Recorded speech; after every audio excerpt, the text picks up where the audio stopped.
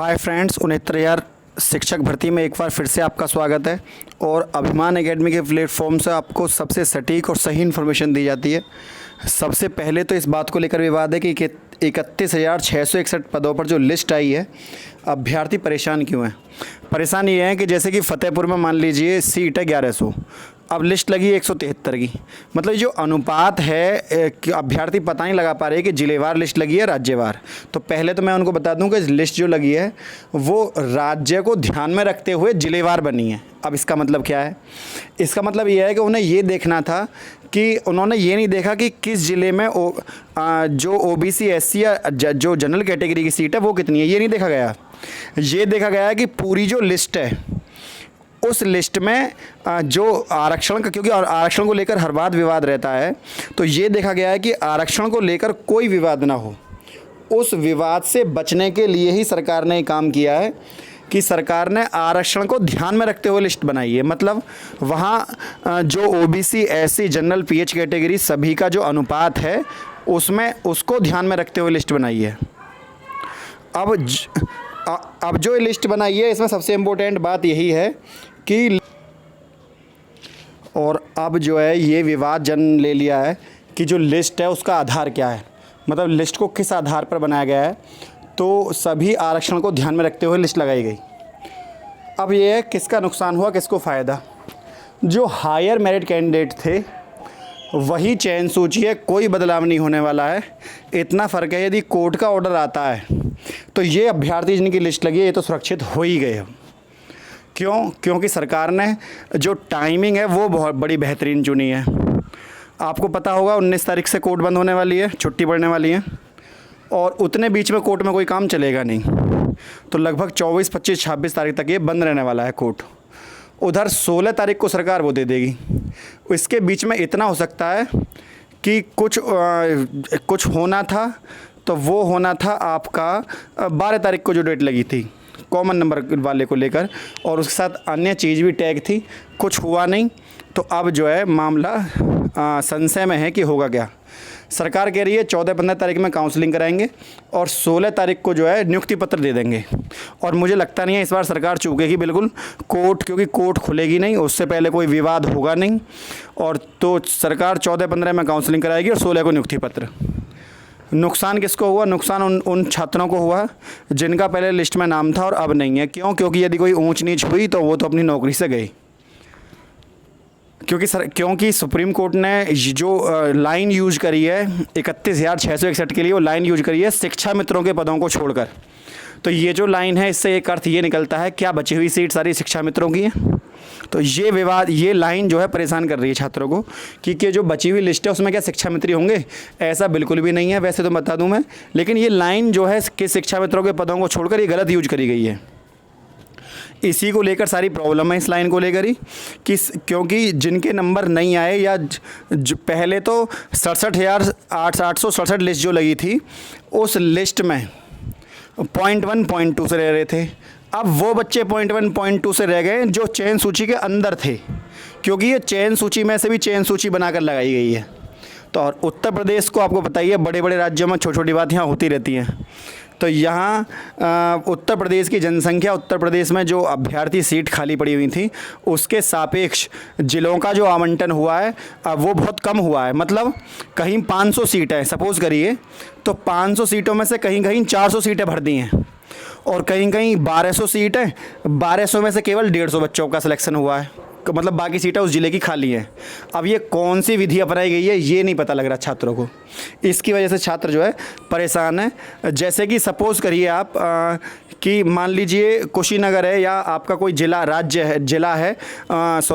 ज़िला है जिसमें 2500 सीट खाली हैं।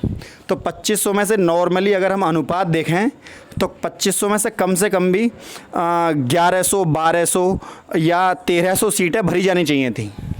लेकिन सीटों पर कितना है? 450 बच्चे ही लगे हैं, बाकी सारी सीटें खाली। अब बताओ 2500 में से 400, मतलब बाकी सीटें आपने 2000 सीटें आपने किसके लिए रखी हैं? ये लिस्ट कब लगेगी?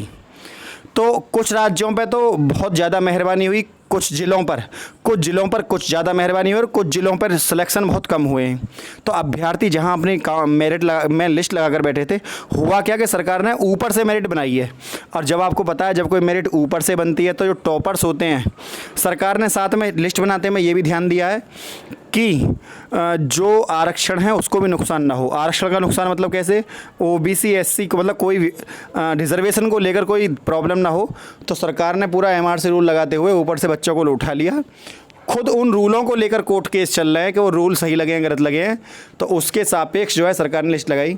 काम अच्छा है, लेकिन सबकी लिस्ट एक साथ लगती तो ज़्यादा अच्छा होता। काम करने में बुराई नहीं है, काम करने के तरीके में बुराई है।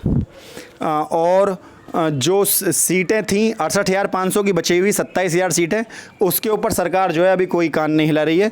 ये काम यदि सरकार करती है तो बड़ा आनंद है, नहीं करती है तो कोर्ट के दरवाजे खुले हुए हैं, कोई भी जा सकता है, कोई परेशान नहीं।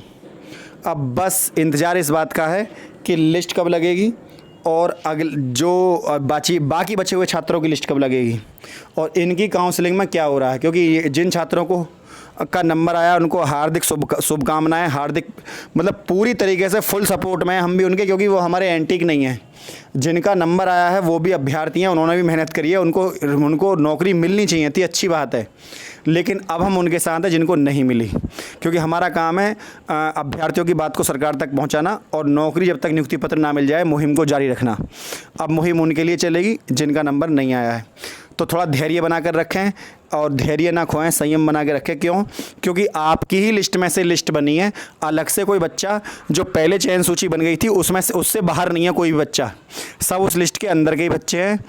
और आप में से ही एक लिस्ट लग गई, दोबारा काउंसलिंग कराने में सरकार को परेशान नहीं होगी। बाई चांस मान लीजिए 10 दिन बाद कोर्ट का ऑर्डर आता है तो उस कोर्ट के ऑर्डर सरकार को कुछ नहीं कराना पड़ेगा, बस एक काउंसलिंग, सरकार को नियुक्ति पत्र काउंसलिंग करा के काउंसलिंग लेटर जारी करनी है, नियुक्ति पत्र देना है, बस इतना। और सरकार जल्दी निपट लेगी फिर भर्ती प्रक्रिया से। और कोविड-19 के समय कोई राज्य यदि काम कर रहा है हर चीज़ को लेकर तो वो उत्तर प्रदेश है। लेकिन यहाँ पर डिमांड है आपके धैर्य की, थोड़ा संयम बना के रखें, अच्छी बात। लेकिन प्रश्न चिन्ह भी पूरे उठ रहे हैं, उनका उठना लाजमी है। प्रश्न चिन्ह इस बात पर उठ रहे हैं कि यदि जिलेवार सीट लगी है तो जिलों का आरक्षण का आधार क्यों नहीं देखा गया। यदि जिला आवंटन प्रक्रिया अपनाई गई है, जिले की सूची है, तो जिले की प्रक्रिया को क्यों नहीं अपनाया गया, स्टेट लेवल को क्यों अपनाया गया है। जब पिछली बार ज़िले के हिसाब से लिस्ट लगी थी तो 31,661 पदों की लिस्ट ज़िलेवार क्यों नहीं लगाई गई। इस बार राज्य स्तर थोड़ी लिस्ट बनाने के लिए राज्य का इस्तेमाल क्यों किया गया। तो सरकार के अपने जवाब ये हैं। सरकार का कहना है कि जो रिजर्वेशन पॉलिसी है उसको ध्यान में रखते हुए लिस्ट जब बनाई जाती है तो ये नहीं देखा जाता किस ज़िले में कितनी सीट है, फिर ये देखा जाता है कि total number of student OBC SC general के कितने हैं, उसके हिसाब से लिस्ट लगाई जाती है। सरकार का कहना है, जो कि अभी जल्दी में ही अब से 15 मिनट पहले एक मंत्री जी का बयान आया इस चीज़ को लेकर। तो क्योंकि सरकार ने इसके ऊपर धरना कर रहे हैं बच्चे वहाँ रात में ही, तो धरने पर विराम लगाते हुए मंत्रालय से ये बात निकल कर आई, सचिवालय से, कि हमने जो लिस्ट लगाई है वो स्टेट के आरक्षण पॉलिसी को ध्यान में रखते हुए लगाई है, वरना इसके ऊपर बाद में विवाद उठाते। और दूसरी लिस्ट भी ये आश्वासन अभ्यर्थियों को दिया गया, आंदोलन करने वालों को, कि जैसे ही कोर्ट का आदेश आता है आपको भी 3 दिन के अंदर अंदर नियुक्ति पत्र दे दिए जाएंगे। 3 दिन तो नहीं, खैर ये बात झूठ है, लगभग 1 से 10 से 15 दिन लगने वाले हैं ही हैं। तो फ्रेंड, यदि वीडियो अच्छी लगी तो वीडियो को लाइक शेयर, चैनल को सब्सक्राइब करना ना भूलें। और हाँ, जो आदमी विपक्षों की आवाज़ उठा रहे थे उनका भी नंबर नहीं आया, आप समझ गए होंगे मैं किसको कह रहा हूँ। जय हिंद, जय भारत।